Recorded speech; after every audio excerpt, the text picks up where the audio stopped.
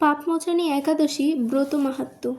যুধিষ্ঠির শ্রীকৃষ্ণকে বললেন, হে জনার্দন, চৈত্র মাসের কৃষ্ণপক্ষের একাদশীর নাম ও মাহাত্ম্য কৃপা করে আমাকে বলুন।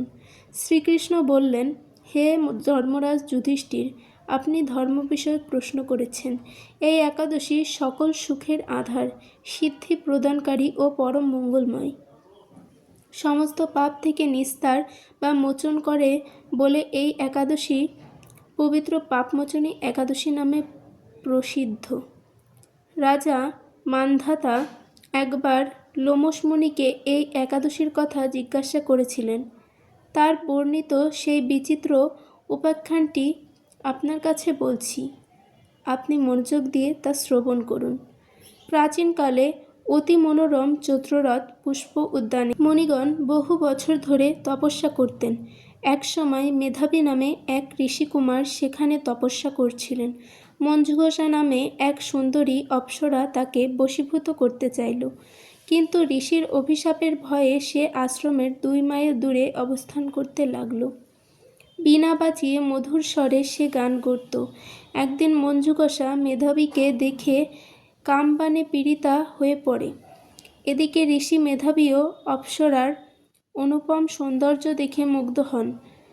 তখন সেই অপ্সরা মুনিকে নানা হাব ভাব ও কটাক্ষ দ্বারা বশীভূত করে। ক্রমে কাম পরবশ মুনি সাধন ভজন বিসর্জন দিয়ে তার আরাধ্য দেবকে বিস্মৃত হন। এইভাবে অপ্সরার সাথে কামক্রিয়ার মুনির বহু বছর অতিক্রান্ত হল। মুনিকে আচারভ্রষ্ট দেখে সে অপ্সরা দেবলোকে ফিরে যেতে মনস্থ করল। একদিন মঞ্জুঘোষা মেধাবী মুনিকে বলতে লাগল, হে প্রভু, এখন আমাকে নিজ গৃহে ফিরে যাবার অনুমতি প্রদান করুন। কিন্তু মেধাবী বললেন, হে সুন্দরী, তুমি তো এখন সন্ধ্যাকালে আমার কাছে এসেছ, প্রাতকাল পর্যন্ত আমার কাছে থেকে যাও।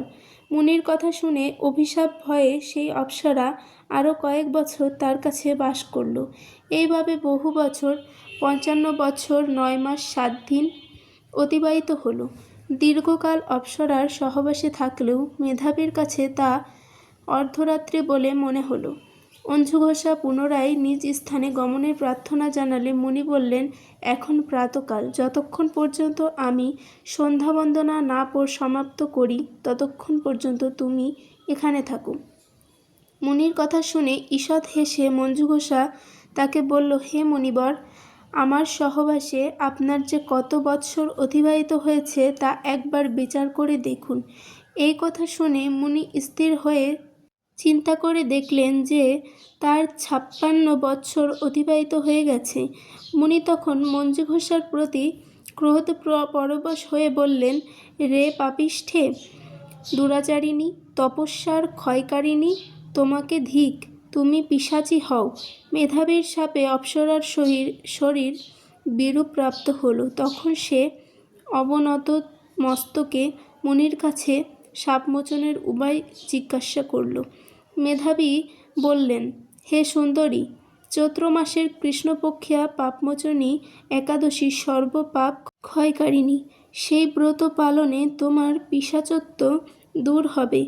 পিতার আশ্রমে ফিরে গিয়ে মেধাবী বললেন, হে পিতা, এক অপ্সরার সঙ্গদোষে আমি মহাপাপ করেছি, এর প্রায়শ্চিত্ত কি তা কৃপা করে আমায় বলুন। উত্তরে চ্যবন মুনি বললেন, চৈত্র মাসের কৃষ্ণপক্ষিয়া পাপমোচনী একাদশী ব্রতের প্রভাবে তোমার পাপ দূর হবে। পিতার উপদেশ শুনে মেধাবী সেই ব্রত ভক্তিভরে পালন করল। তার সমস্ত পাপ দূর হল। পুনরায় তিনি তপস্যার ফল লাভ করলেন। মঞ্জুঘোষাও ওই ব্রত পালনের ফলে পিশাচত্ব থেকে মুক্ত হয়ে দিব্যদেহে স্বর্গে গমন করল। হে মহারাজ, যারা এই পাপমোচনী একাদশী পালন করে তাদের পূর্বকৃত সমস্ত পাপই ক্ষয় হয়। এই ব্রতকথা পাঠ ও শ্রবণে সহস্র গোদানের ফল লাভ হয়। হরে কৃষ্ণ।